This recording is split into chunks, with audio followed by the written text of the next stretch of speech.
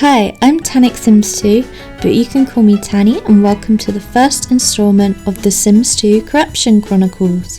In this series, I will be investigating the extent of hood corruption in hopes of answering the 16-year-old question of how corrupt are the pre-made neighbourhoods in The Sims 2 anyway?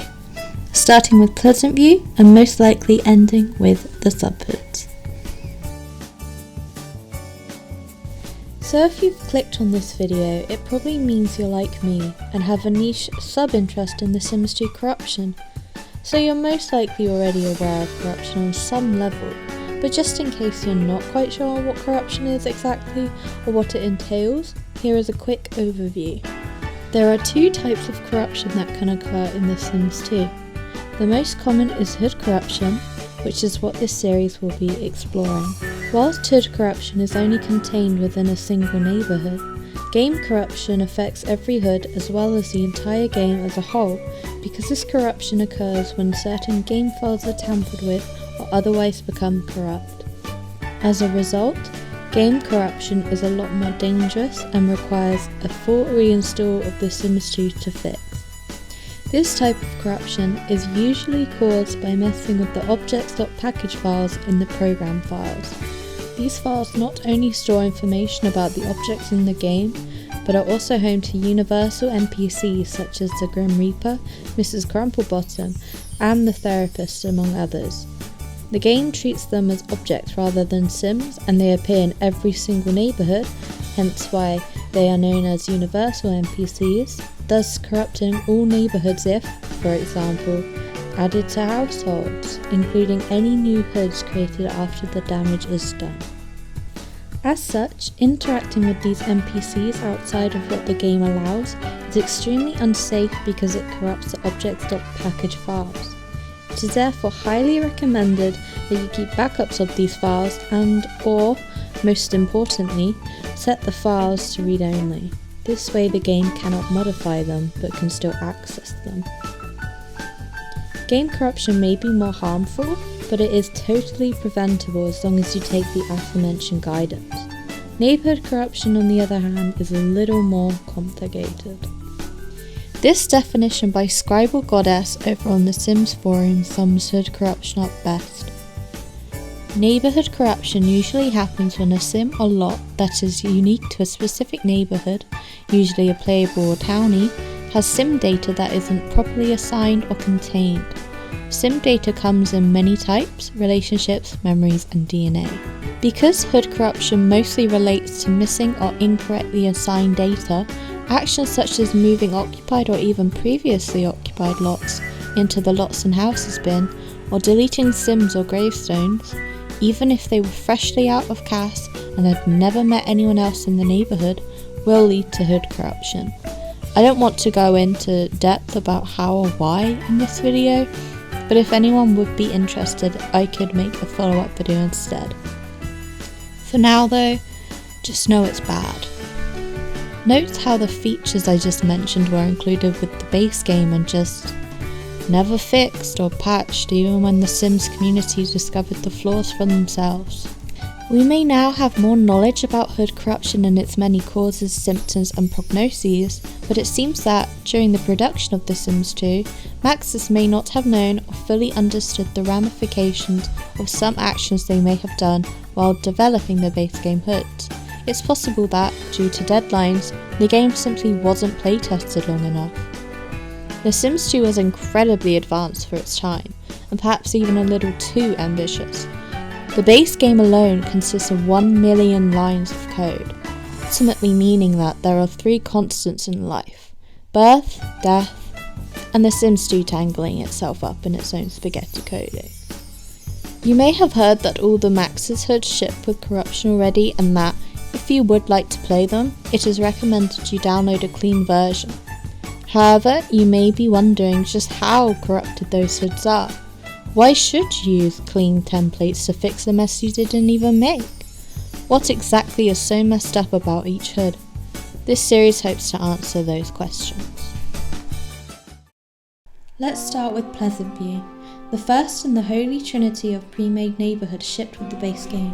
Compared to Strangetown and Veronaville, it is considered to be the lesser of the corrupted hoods. Important to note that due to the unpredictable nature of corruption, it will all lead to the same result no matter how much or how little damage may have been done. A big fiery ball visible from space, or a BFBVFS. Pescadilles will absolutely... Whether it takes a week or years for that to happen is impossible to predict, and the level of glitches and unplayability a player is willing to put up with differs from person to person. The main catalyst for the corruption across the premade hoods is the handling of dead ancestral sims. Not only are they missing most, if not all of, their character data, they may also come with some oddities. While the dead residents of Pleasantview are certifiably less buggy than those of Strangetown and Veronaville, it is still advised you do not resurrect them because they have incomplete character data. This is most likely because they were never intended to be played. Prior to the Sims 2 University, dead Sims could not be resurrected, at least not through normal in-game means. Once University dropped, the Sims 2 community were eager to test out the new Resurrectonometron Career Award, only to discover how the pre-made ancestral Sims are perhaps better off left to rest in peace.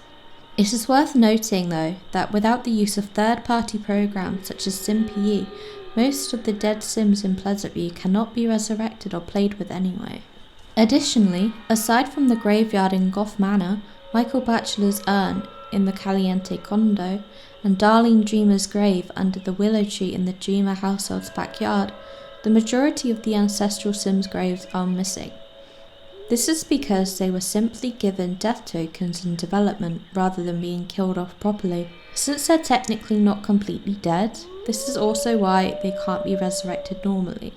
Giving a Sim an I am dead token is a surefire way to corrupt your hood, and these dead Sims could lead to problems further down the line. Interestingly, the dead ancestral Pleasantview Sims who do have graves such as Michael Bachelor and Darlene Dreamer and can be resurrected using in-game features do have complete-ish character data. Most of them are just unlinked according to SimPE, although curiously, Darlene shows up as okay. This does not mean they are totally 100% safe to resurrect, however, but it is noteworthy because the Pleasantview dead Sims data are a lot more intact than those of Strangetown and Veronaville. I will go into more depth about the duplicate or hidden Sims of Pleasantview shortly, but let's look at the Michael Bachelor who is able to be resurrected normally, though you will need to move his grave first for him to show up. Although he has relationships and interests, his personality is blank. His DNA is also blank when viewed in SimPE and cannot open at all because of this. This is also the case for Darlene Dreamer and Michael's sister Bella Goth. If anyone would be interested, I could make a video testing to see what would happen if Michael, Darlene, and possibly Pleasantview Bella were brought back and reproduced. The resurrectable Darlene isn't in much better shape than Michael. Her personality is blank and, while she recognises her son Dirk as family, she does not recognise Darren as her spouse. Best friend zone by your own wife. Ouch.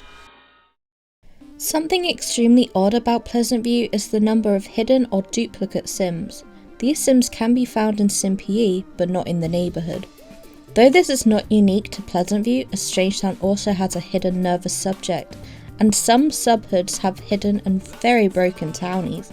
It is weird that there are hidden versions of 3 ancestral Sims: Michael Bachelor, Darlene Dreamer, and Skip Broke. All of these Sims are listed as having no character file in SimPE. The hidden Michael Bachelor cannot be resurrected and will crash the game if the player tries to bring him back through cheats such as the Tombstone of Life and Death. The reason for this is that he uses a character portrait that was discontinued before the game was released.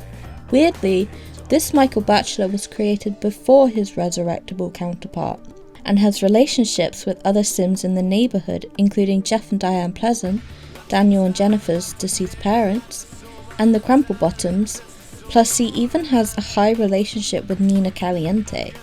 Their relationship is even higher than what he had with his wife. Mina's twin sister Dina. Though this Michael has personality points and interests, he is still missing quite a bit of character data, and also has one of the 2 broken face templates, though it is difficult to find out which one exactly due to his missing data. Also, unlike the resurrectable Michael, Hidden Michael has genetics. Other than the basic data mentioned previously, Hidden Michael does not have memories nor relationships in his family tree. Hidden Michael can be found in one of the story images for the Caliente family with a hairstyle that was scrapped sometime in development. He also wears a tracksuit, has a 3rd skin tone, and is a popularity sim, whereas his resurrectable double wears a black polo shirt, has a 2nd skin tone, and is a knowledge sim.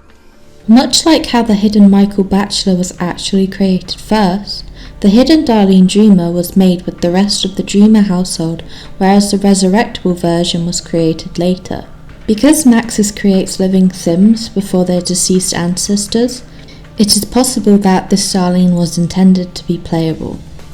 Though the resurrectable Darlene appears in Dirk's family tree as his mother, this Hidden Darlene is actually his true mother. Not only does she recognise both Darren and Dirk's family, but her appearance and genetics are a lot closer to Dirk's than the other Darlene. As seen in her SimPE thumbnail, Darlene has a hairstyle that was not released with the game, wears a floral sundress, and has a fortune aspiration instead of family like the resurrectable Darlene. Now let's talk about the 3rd hidden sim, Skip Broke. Skip Broke was the late husband of Brandy Broke and father of Dustin, Beau, and unborn baby Broke, who we'll get onto in just a moment. Although he has no grave, Skip can be resurrected, at least one of them can be, though you will need to fiddle around in SimPE first, hence why I didn't include him as an easily resurrectable sim. The resurrectable Skip Broke, much like Michael and Darlene, was created after the hidden Skip. Brandy has memories of both the unresurrectable and the resurrectable Skip, so it is difficult to determine which one is real. The resurrectable one can be found in the Broke family tree, while the unresurrectable Skip appears in the storytelling images. This Skip is also the true father of Dustin and Beau, despite not being linked in their family trees, explaining why Dustin and Beau look nothing like their father. Sticking on the subject of Skip Broke and his sons, any seasoned Sims 2 player will know that, a few sim hours after loading the Broke family for the first time, Brandy will get her first baby bump. Memory and timeline discrepancies aside, unborn baby Broke lives up to his name and needs fixing. No matter how many times a player exits without saving and reloads the lot, Brandy will always give birth to a baby boy with black hair and grey eyes. For a long time, the community believed that Brandy was scripted to only have sons, and there were even rumours that, as long as Brandy stayed on the lot, she would only have boys. That's not entirely true. Brandy is capable of having daughters, just not for this pregnancy. The reason why unborn baby Broke will always be a boy with black hair and grey eyes is because Skip, who is presumably intended to be the baby's father, despite the fact he died before Beau was even born, is simply unlinked. Thus, unborn baby Broke technically does not have a father because he is actually just a clone of Brandy, hence the genetics. When a sim gets pregnant with themselves, the baby will always be the opposite sex to their parent. Using SimPE, it is possible to relink Skip's character file and make him the proper father of unborn baby Broke. Doing so will not only allow the baby to be either male or female, but will also add Skip's genetics. You could do all this yourself, but the clean template already comes with Skip relinked, and that will save you some trouble. Nobody asked, but here's unborn baby Broke in my Pleasantview. As you can see, he has Skip's blonde hair and dark blue eyes, though he now is no longer unborn nor baby. Lindsay Pearson, or Sim Guru Lindsay, the executive producer of The Sims, discussed the memory inconsistencies and Brandy's asexual abilities on a Sims community podcast. According to Lindsay, the data for Brandy's pregnancy kept getting lost, and getting Brandy pregnant by herself was the only fix. Elegant and athletic. Does Bella Goth need an introduction? The Mystery of Bella Goth is the most iconic storyline in The Sims 2, if not the entire franchise.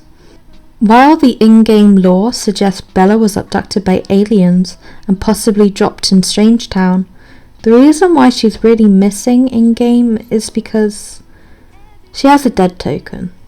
The I am dead token is an invisible memory dead Sims have, so the game acknowledges they are deceased. But Bella isn't dead, is she? She appears in Cassandra and Alexander Goth's family trees as alive, but is missing from their relationships panel. Although she does show up in Michael's, but he cannot contact her. Therefore, she's in this weird limbo state where she's neither alive nor dead. Schrödinger's Bella, if you will. If a player tries spawning Bella with the Tombstone of Life and Death, she will disappear when the household is reloaded after saving, and the message "This sim has died on another lot" will pop up in the corner. Once this happens, she will be greyed out in the family tree and others will remember her death, but she won't have a grave. Back in the day, a common in-game method to bring Bella back was to spawn her this way, kill her off properly, then resurrect her normally. Though I tried this and she didn't get a grave, so it didn't work. She can also be brought back alive by relinking Bella in SimPE first, and then spawning her in-game. I highly recommend Marticore's video on Bella, as it focuses on the technicalities of Bella's disappearance, rather than the mystery itself. Once you do get her back, be aware that she will only be acquaintances with Mortimer, and that she has a blank personality and missing DNA, much like dead Sims. She'll also be younger than her daughter, which is not hood or game breaking, just kinda weird. If you use the clean Pleasantview template by Meet Me to the River, Bella is already brought back and appears as a townie, so she can easily be reunited with her family. It's a lot less work, though it does take away from the mystery a tiny bit. If you want to use the clean template but don't want Bella to be right there in plain sight, you can give her a prisoner tag so that she will not show up on community lots. So I thought I'd round off this video by running Pleasantview through Hood Checker. If you don't use it already, it's a brilliant tool made by Matilda over on Mod The Sims that finds and attempts to fix problems and possible signs of hood corruption. It's pretty integral to the well-being of your hood, so I definitely recommend downloading it and also checking out Moni's tutorial on how to use it if you're unsure. So this is Hood Checker. Press next, and we just want to check. So under sim relations, we have a lot of second sim does not exist. You might get these a lot in your own hoods. Hood Checker can normally remove these without issue, so they're not too much to worry about. But this part under sim wants and fears, where these sims who do not exist have wants and fears, that can be pretty dangerous because it's junk data floating around the hood that could attach to other sims. So I'm not totally 100% sure on this, but these sims may be deleted ancestral sims. Finally, we have a few corrupt memories down here. So incorrect subject instance just means the memory subject is pointing to the wrong sim. Although something really interesting about this is that it's all about Michael Bachelor and Darlene Dreamer. So I wonder if maybe the memories are pointing to the wrong Darlene or wrong Michael. So now let's see what Hood Checker can mop up. Go next and remove. So always back up your hood before doing this. Hood Checker won't make your hood blow up, it will do the opposite really, but it's always good just before you do this sort of thing, see what it can fix. So it is able to remove the second sim does not exist relationships under sim relations. Quite a lot of them. and it was able to remove the phantom sims with wanton fears. And it removed these memories and fixed the subject instances for these memories. So let's see what it shows now. It's clean. Although it is clean through the hood checker, it doesn't really fix genetics problems or really the problems with dead sims. So while it might be in a better state than it was originally, maybe play at your own risk.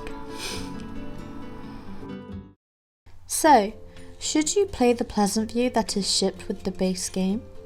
Sorry for the anticlimactic answer, but, well, it's up to you. If you're anything like me and get overly attached to these little pixels, I encourage you to check out Meet Me to the River's clean version. But if you do decide to play the vanilla hood or have already started and would like to keep playing as long as possible, there are ways you can do so. First of all, download the essential anti-corruption mods. Sorry for the self-promotion, but I've listed most of, if not all of them, on my blog, so I'll post a link to that in the description. You'll also need these even if you play the clean templates or your own custom hoods. They may not be able to undo all the damage that's already been done before you open Pleasantview, but they should be able to prolong the inevitable. Second, it should go without saying that, unless you're like me and certain other YouTubers who are interested in playing around with and documenting the effects of corruption, you should avoid doing any further very bad things, or VBTs in Pescadilles. The Sims Wiki has an excellent guide on what not to do, and I'd consider it recommended reading for both new and long-time Sims 2 players alike. Finally, practice good hygiene.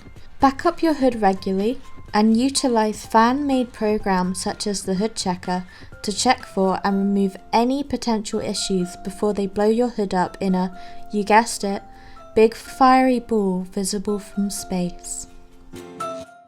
If you made it this far, thank you so much for watching. I know a lot of this information is not exactly new or revolutionary, but I hope you learnt something, or maybe just enjoyed the first episode of the Sims 2 Corruption Chronicles. Let me know if there's anything I may have missed, or if there's anything particular you want me to cover.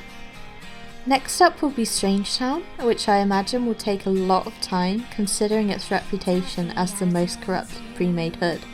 In the meantime though, I'm hoping to do other corruption explorations, such as breeding the Pleasantview Sim to no DNA, so please look forward to that.